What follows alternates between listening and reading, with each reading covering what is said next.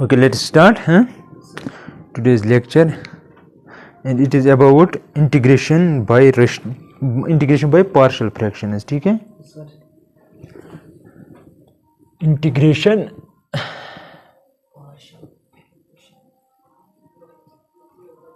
by, जरा open the door, integration by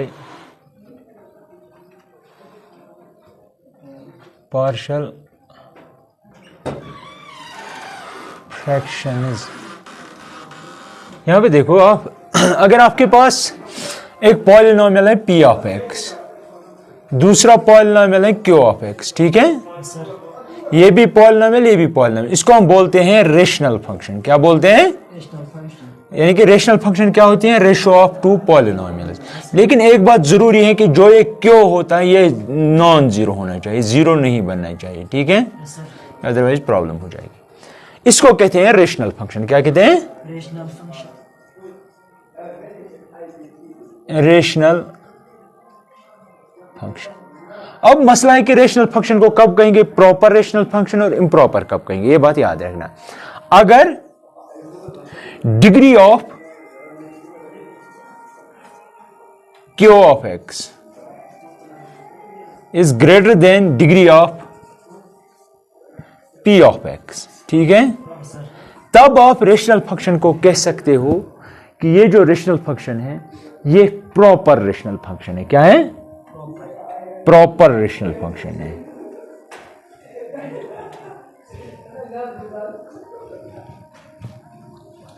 proper rational function.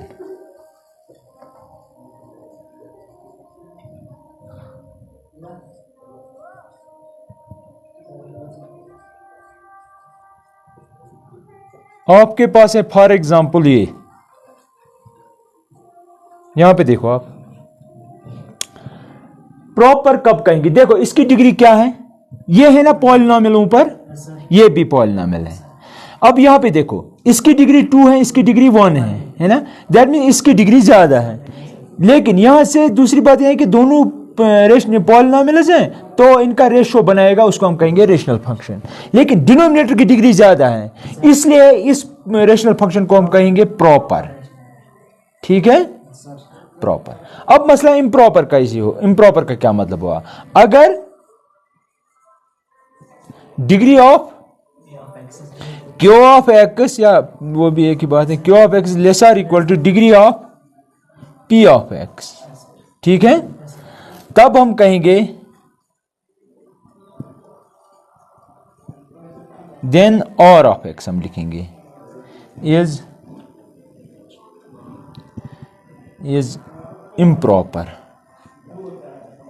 Improper rational function, rational function, हाँ, ठीक है। इसकी एग्जाम्पल क्या है? फॉर एग्जाम्पल मैं लिखता हूं, मैं ऊपर लिखूंगा एक्स स्क्वायर प्लस 1, नीचे लिखूंगा फॉर एग्जाम्पल, या एक्स क्यूब लिखूंगा, नीचे लिखूंगा एक्स स्क्वायर प्लस 1। अब देखो इसकी डिग्री ज्यादा है इससे, तो इस रेशनल फंक्शन को हम कहेंगे क्या? Improper rational function.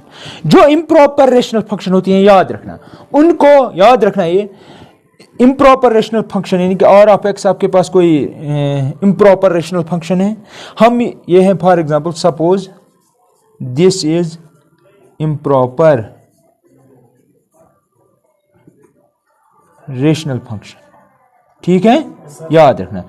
तब आपको इसे इस फॉर्म में लिखना है, याद रखना, इंटीग्रेशन करने के लिए आप लिख सकते हो T of x plus P of x divided by Q of x. लेकिन ये जो टी ऑफ एक्स है ये पॉलिनोमियल होता है। पॉलिनोमियल मीन्स ये है पॉलिनोमियल, ये है पॉलिनोमियल, ये है पॉलिनोमियल, ये है पॉलिनोमियल। मेरी बात समझ रहे?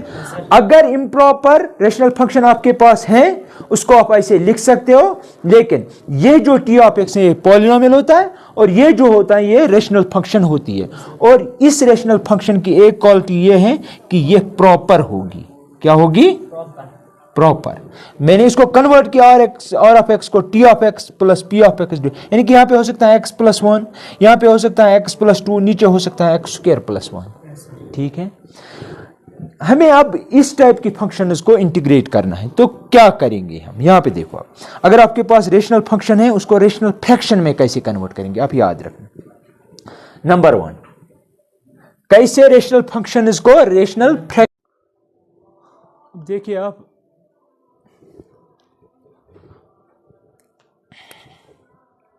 अब याद रखना क्या करना है। यहां पे देखो, अगर फॉर एग्जांपल इस तरह का हो आपके पास कोई रेशनल फंक्शन इस फॉर्म में, तो आपको क्या करना है, इसको इस फॉर्म में लिखना है। याद रखना, a divided by x minus A plus b divided by x minus b. समझ लो मेरी बात। दूसरी बात, अगर आपके पास ऐसे हैं कुछ पी एक्स प्लस क्यू, अब यहां पे देखो एक्स जरब एक्स वाई एक्स स्क्वायर, ऊपर क्या है डिग्री 1, तो दैट मीन्स ये प्रॉपर रेशनल फंक्शन है, ठीक है। अब यहां पे देखो मैं क्या लिखता हूं, एक्स माइनस ए का होल स्क्वायर, ऊपर क्या है डिग्री 1, यहां पे क्या है 2, है ना। इसको भी आप कन्वर्ट कर सकते हो, इस फॉर्म में लिख सकते हो कि आप लिख सकते हो A divided by x minus A plus plus B divided by x minus A का होल स्क्वायर। याद रखना है आपको, ठीक है। नंबर 3 इज आपके पास है P x square quadratic plus Q x plus r, नीचे हैं यहां पे कितने फैक्टर्स थे, 2, अब मैं ले रहा हूं 3, X minus A, X minus B, X minus C. यहां पे थे ना एक्स माइनस, इसको आप लिख सकते हो ऐसे, A divided by x minus A, इसी तरह, लेकिन एक फैक्टर इंक्रीज करना है, B divided by x minus B plus C divided by x minus C. ये दूसरा वाला सी है, ठीक है। ये वो सी नहीं है जो ये है, ये डिफरेंट है। अब चौथी फॉर्म जो है, अब फिर आपको क्वेश्चन इसी फॉर्म में मिलेंगे, आपको कन्वर्ट करने पड़ेंगे, ठीक है। एक और फॉर्म है, इसको एक्सटेंड कर सकते हैं। अगर आपके पास है P x square plus Q x plus R divided by x minus A का whole square into X minus B, ठीक है। आपको क्या करना है, याद रखना है, जब यहां पे स्क्वायर था आपने क्या लिखा, A divide by this, B divide by this का स्क्वायर, यही है, ये यही है, एक्स में से, लेकिन इसे यहां पे स्क्वायर है। यहां पे भी ऐसे ही करना, आपको लिखना है A divided by x minus A, B divided by whole square plus C divided by x minus B, लेकिन ये दूसरा वाला सी है, ठीक है। इसी तरह वन मोर है लास्ट, ये 4-5 फॉर्म्स आपको याद रखनी पड़ेगी।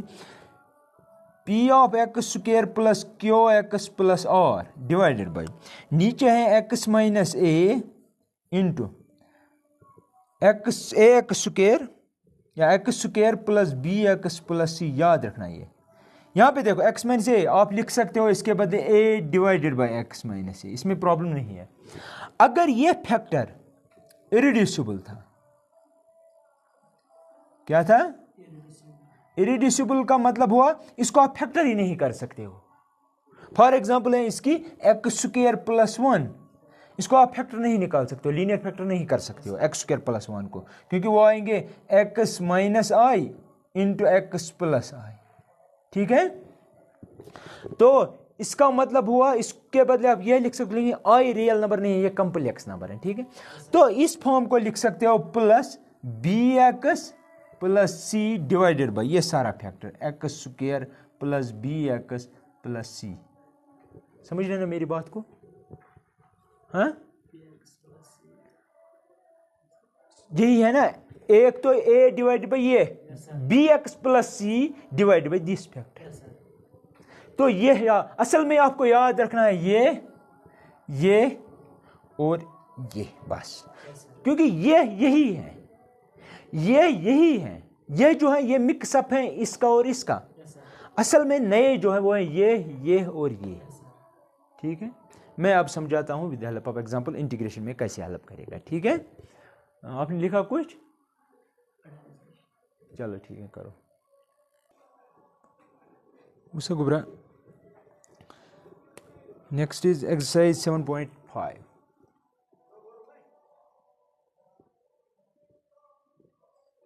क्वेश्चन नंबर 1 है, आपसे ये कह रहा है कि इसकी इंटीग्रेशन करो, आपके पास है इंटीग्रल, याद रखना आप, x divide by x+1 x+2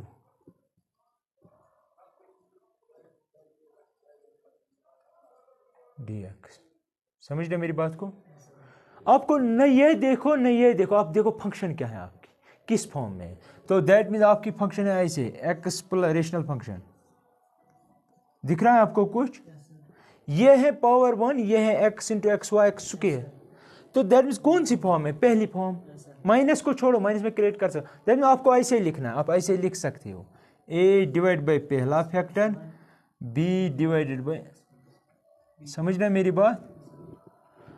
फिर क्या करना होता है? अब देखो, ये तो मैंने रेशनल फ्रैक्शन में कन्वर्ट किया, अब मैं क्या करता हूं, आपको लिखना हमेशा multiple both sides by x+1 into x+2। समझ रहे मेरी बात को? ऐसे ही करना है, ठीक, मल्टीपल। तो यहां से भी करना है, यहां से भी करना है, यहां से भी करना है। तो जब यहां पे करेंगे आपको लिखना है x divided by x+1 into x+2, फिर ये मल्टीपल करो यहाँ पे x+1 into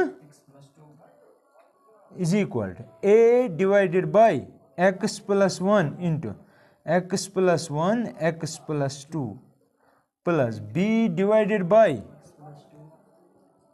into x+1 into x+2। अब देखो, ये और ये खत्म, ये और ये खत्म, ये और ये खत्म, ये और ये खत्म, ऐसा ही होगा हमेशा। तो दैट मीन्स आपको मिला x इज इक्वल टू, इसको इसके साथ मल्टीपल तो आएगा ax प्लस 2a, ठीक, plus bx plus b, bx into b, ठीक है, दैट इज इक्वल टू, अब देखो इसमें और इसमें x कॉमन आएगा तो अंदर रहेगा यहाँ पे a, यहाँ पे b। समझ रहे हैं मेरी बात को? प्लस, अब कॉन्स्टेंट है ये और कॉन्स्टेंट है ये, उसको अलग से लिखेंगे 2a प्लस b। समझ रहे हैं मेरी बात को? लेफ्ट में देखो, मैं लिखूंगा जिस तरह उस दिन लिखा था, equate coefficients of like terms. Like terms मतलब लाइक पावर्स। यहाँ पे है ना x, इसका कोएफिशिएंट क्या है 1, यहाँ पे x का कोएफिशिएंट क्या है a प्लस b, तो that means 1 is equal to a plus b, ठीक है। अब देखो कांस्टेंट, कांस्टेंट क्या है यहाँ पे? कुछ नहीं, that means 0, that means 0 is equal to यहाँ पे क्या है 2a प्लस b। समझ रहे मेरी बात को? यहाँ से हम लिख सकते हैं b is equal to -2a, यहाँ से मैंने लिखा b -2, यहाँ पे जब शिफ्ट हुआ ये b is equal to -2a, मैं यहाँ पे सब्स्टिट्यूट करूँगा तो which implies 1 is equal to a -2a, that means 1 is equal to -a, हुआ ना, a -2a इज -a, तो a आपका आएगा -1। अब नहीं समझे, यहां से a यहां से काटो -2a से, तो वो -a बचेगा, that means -a is equal to 1। अब फिर मैंने माइनस से मल्टीपल किया, यहाँ पे माइनस, यहाँ पे माइनस, ये बनेगा प्लस, आएगा माइनस, वही हुआ a। अब देखो a का वैल्यू -1 आया, आपको b का वैल्यू भी निकालना है, इसका भी निकालना है, इसका भी निकालना है, a का निकाला, अब करो सब्स्टिट्यूट यहाँ पे, which implies b is equal to -2 times a के बदले -1, तो b आएगा आपका 2। समझ रहे मेरी बात को? अब यहां पे इसको कहो फर्स्ट। अब देखो इंटीग्रेशन कितनी इजी होगी।